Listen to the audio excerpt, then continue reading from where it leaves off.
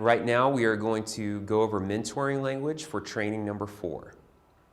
The materials you'll need for this session are your Mentor Tools flipbook and your Mentor Handbook.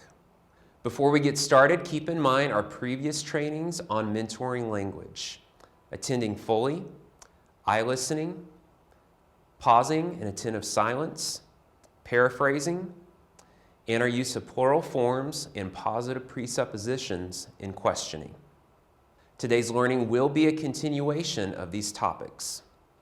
The first thing we're going to look over are mediational questions. Mediational questions focus the mentee's thinking and help probe for specificity. One type of mediational questions is open thinking. Open thinking invites a wide range of potential responses, supports in exploring issues, problems, concerns, and ideas. An example of this would be, as you are monitoring your students, what did you notice? Another type of mediational question is focus thinking. Focus thinking elicits examples, criteria, and details that support precision in verbal responses, which in turn reflects precision and more detail in thinking. An example of focus thinking would be when the beginning teacher speaks in general terms like, "I think my lesson went well today," the mentor could follow up with, "What evidence supports your feeling of success?" Here are some examples of invitational question stems. How might you? In what ways? What are some things you're noticing about? What thoughts led to your? When thinking about, what are some strategies based on what has worked in the past? Things that you need to avoid when you think about using invitational question stems are starting off with can you, did you, will you, or have you? These type of questions can put the mentee into a corner and feel like they have to come up with an answer. Now before, we talked about types of paraphrasing, and there's 3 different intentions, supports, and relationships in thinking of these. There are no right sequences for application of these responses, and by listening fully, looking at cues from the speaker, these will help guide which response is needed in your paraphrasing. The first one that we went over was acknowledging and clarifying. The second one was summarizing and organizing. And some new learning was shifting level of abstraction. When looking at acknowledging and clarifying, we restate someone's statements to identify and calibrate content and emotions. We communicate our desire to understand and value for that person what is said and felt. It is also purposeful, and we eliminate that word I. When we look at summarizing and organizing in our paraphrasing, it captures the key elements of a long stream of language. It helps to organize thoughts for the speaker and offers a shape or a focus to the initial statement. Now, when looking at shifting level of abstraction, this most likely creates new levels of understanding for your mentee. This moves thinking to a higher or a lower logical level.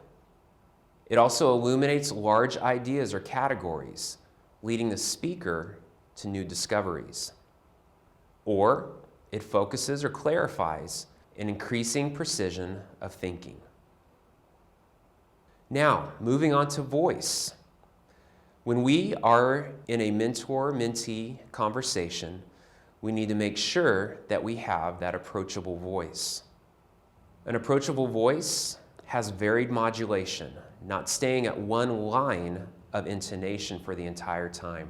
There are rises at the end of the statement to create invitation, and this really is used to invite receiving of ideas or comments from others. This is usually used in a coaching stance when we invite the mentee to come up with ideas or strategies of their own. When we look to a credible voice, we usually have even modulation.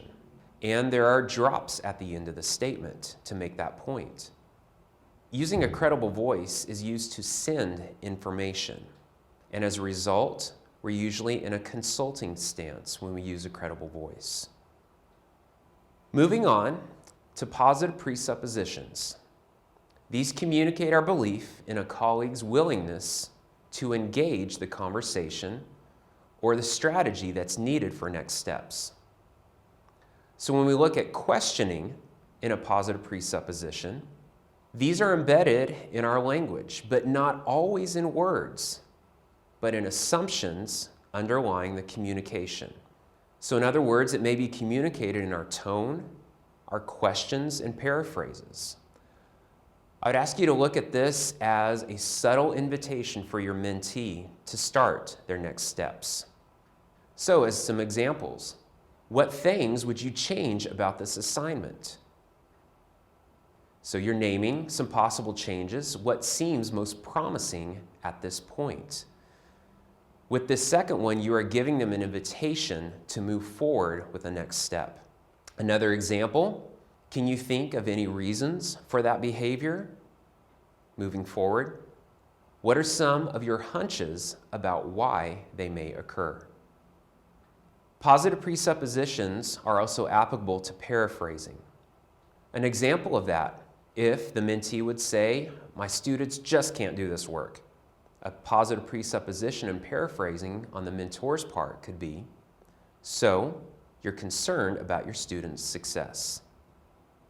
Another example, I don't understand why these kids don't do their homework. So you're noticing that your students are not doing their homework. Something else to notice when using positive presuppositions are the substitutions that we need to think about when we phrase these. Instead of using the, use some. Instead of could, use might. Instead of is, use seems. And instead of why, what? Thank you so much for your professionalism. Your time and expertise and energy have been appreciated. Thank you for supporting your mentee.